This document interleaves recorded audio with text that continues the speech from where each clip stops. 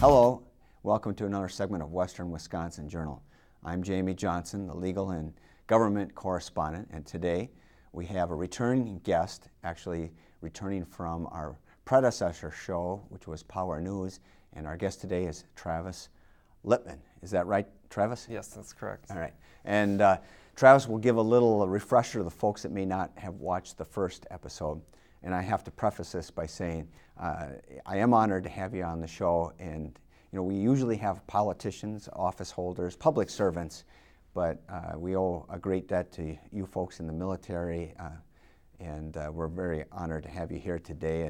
And I want to tell the folks a little bit about how you got where you're at and what your future is like, and what it means for you, your family, and so forth. Now, you grew up in Somerset, is that right? Yep, Hudson address, but went to Somerset schools.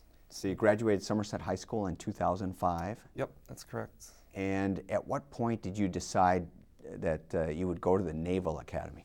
I had kind of a more interesting route. So I went from high school, I went to University of Wisconsin, Eau Claire for a year. Then I decided to try the military thing, so I actually enlisted in the Navy.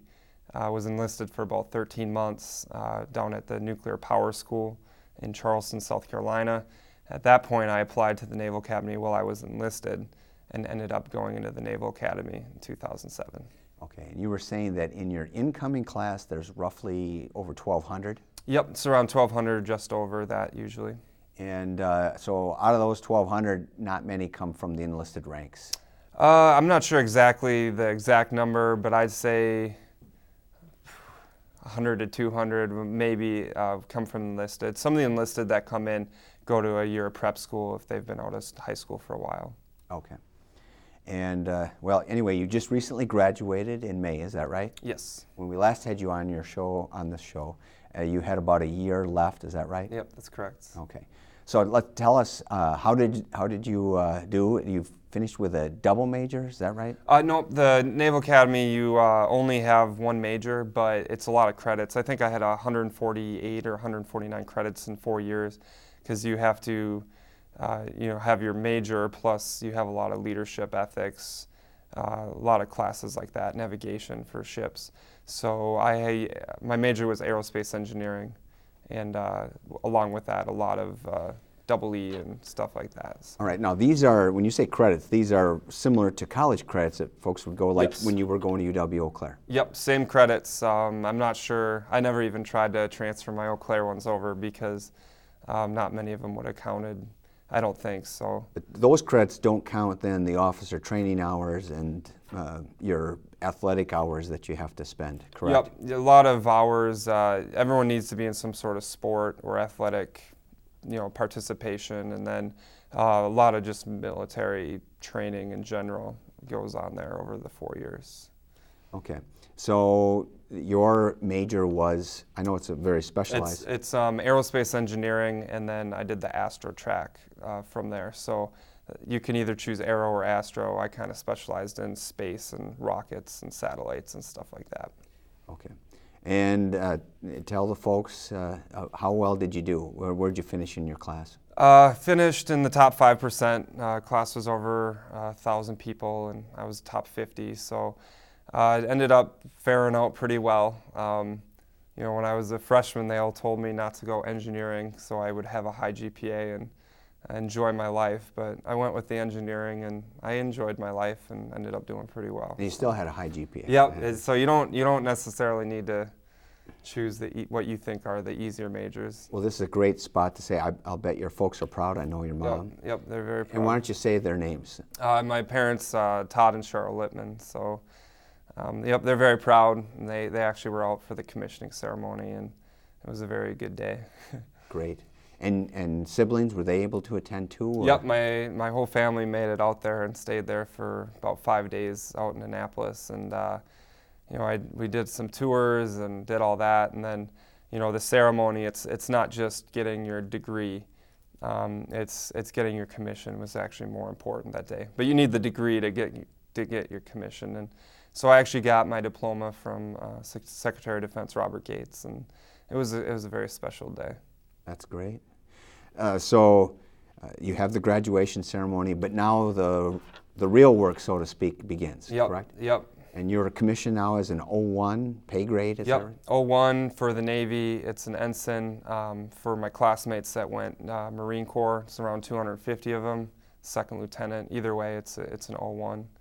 And now tell the folks, what does an O1 make as far as salary and benefits? For salary, and anyone who's ever interested in any sort of military pay, this stuff is very wide open on the internet. But in 01, usually you'll get around $2,700, $2,750 a month, and that's taxable. And they'll take state and federal out of that.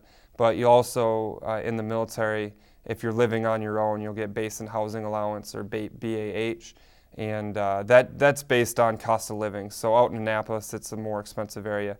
So I'll be living out there for 3 months, and I'll get $1,600 a month or so.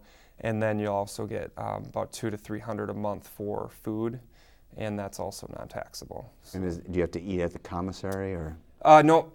Well, now that I'm graduated, I no longer have to live in the dorms or any of that. I'll be living on my own, working the days, and kind of doing stuff on my own. Okay, great.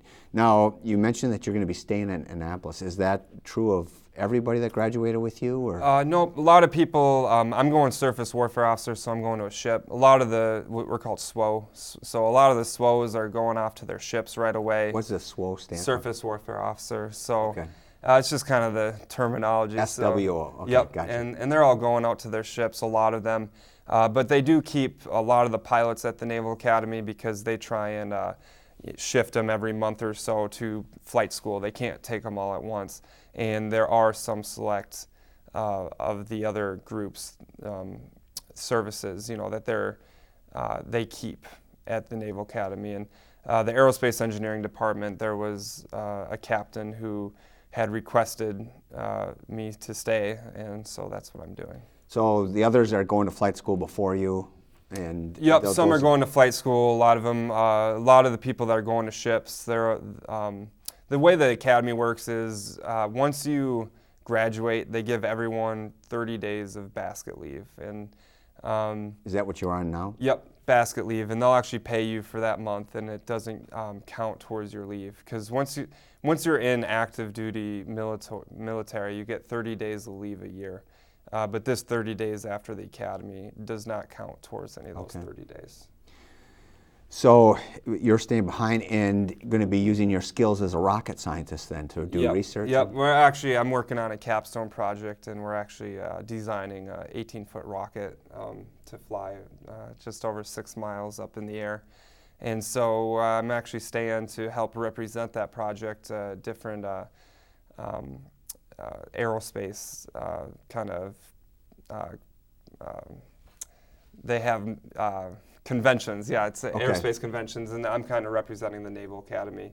So it's not just defense folks, it's no, that'll include NASA folks as well? It may, hopefully they'll be there, but it's a lot of graduate students and students from all over, whether military or not, and so I'll be kind of doing all that and working on that. That was my senior capstone project that I worked on. So capstone project, is that something like a dissertation or something? It's a lot of universities have it. It's just kind of a senior project that's required in order to get the degree.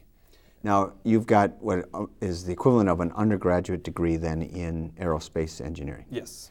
And after you have these next 3 months in Annapolis, then you're moving and going where? I will be going just north of Seattle, Washington. It's a base out in Everett, Washington, and I'll be attached to the USS Mompson, which is a destroyer. So you'll be on a destroyer, and that's consistent with this SWO training. You have the option of getting further education, like an equivalent of a master's or more? Yes, well, anyone in the military, I'm speaking more of the officer ranks right now. Once you're in, you already have your undergraduate, and at some point, if you stay in, the military is very good at giving you a master's if that's what you're seeking. I actually was very fortunate. I did pretty well in the engineering community, so I applied for the surface warfare officer engineering duty officer option. And what that leaves me is, after 3.5 years of being on a ship, it leaves me the option of going to grad school and getting a master's, as long as it's in a technical community. And so that would actually be fully paid for at either MIT or Naval Postgraduate School. And I would actually be paid as an officer to get a free master's for about over 2 years. And then I'd come in and be an engineering duty officer for the Navy. So don't think we covered it earlier, but your obligation once they give you your degree and your commission is 5 years, correct? Yes. Yep. And you can make that longer. Obviously, you can make a career out of the Navy if you chose. But of that 5 years, that it would include getting that master's then? Well, if you go to grad school, the deal is if I do grad school, I would owe 3 years after that. So that would extend it to 8 then? Yep, that would extend it. Yep, you'll never really, if you're in for 3, they'll never send you to grad school for 2 years and then let you kind of leave that easily. But very good opportunities. And like I said, that one's an option, because what that would do, and it gets a little more confusing, but that would switch me from a line officer to a restricted line officer. And that means that I would be an engineer for the Navy, but I would never be in command of a ship. So it's a decision that I'll have to make at that time. You haven't already made it? No. Okay. So part of you would be cool to be a commander of a ship, but on the other hand, it also would be great to get that further education. And Yep, and if I did that, then I could kind of specialize more in the aerospace engineering side of things. Whereas if I stay on a ship, it doesn't, I can use the engineering to help me with the job and the technical aspects of the ship, but I'm not necessarily going to be doing anything to do with rockets, while driving ships. Now, other than the academy, is that basically where all officers are being launched from the academy, or is there other ways people become officers? There's different ways to become an officer. So a very popular one is ROTC. Any high schooler can go through, called ROTC or NROTC. That's like the Navy ROTC. And that's a way where they'll actually pay for you to go to college. And I think you have some military training throughout the week. But they get to go to normal school, like University of Wisconsin-Madison has it. And once they have their degree, they actually become commissioned, just as I am right now. And they'll start out as an O1. Even though you've got like tons more hours coming through the academy, you're still same pay and same rank. Pay. Yep. And because the key is, you need a degree to be commissioned and have a very good service record. And people come in our ROTC there's a lot of great kids coming out of normal universities, and we do a lot more hours and a lot more kind of focusing on a lot of the naval aspects, but they can a lot of kids can catch up very quickly or whatnot. And you don't even need to go through ROTC. You can just, if I would have just gone to a university and gotten a degree, I could apply to do OCS or Officer Candidate School, and I would have paid for my degree, but at that time I would have gone through, I believe it's 6 to 8 weeks of OCS, and I think that's out of Florida. I'm not too sure about that, but okay. So it could be ROTC, or in your case, NROTC for the Navy. It could be Officer Candidate School, or the Naval Academy. That's completely separate. That's a whole different commissioning way. That's where you're kind of doing the military thing and getting the degree at the same time, and all the while, once you're enlisted, you can always try and look at programs to become an officer, and that's what I did. One of the things that's coming up, in fact, we are on the day we're filming this tonight, there's going to be a speech from the president. Presumably he's going to be reducing the number of troops in Afghanistan, and currently I think we have some troops in Libya and still in Iraq as well. We don't have a draft and haven't had a draft for a long time. Are they having a hard time getting qualified people such as yourself to become officers, and are there lots of openings, or do they have plenty of officers and not enough enlisted? I don't know how. Well, as far as what I know for the Navy, I think on the officer side, because there's much less officer than enlisted, so it's very, as far as I can tell, it seems still very competitive. If someone's coming to be an officer and they have some sort of bad record, I mean, they're not even going to think twice to accept them because there's so many other qualified candidates.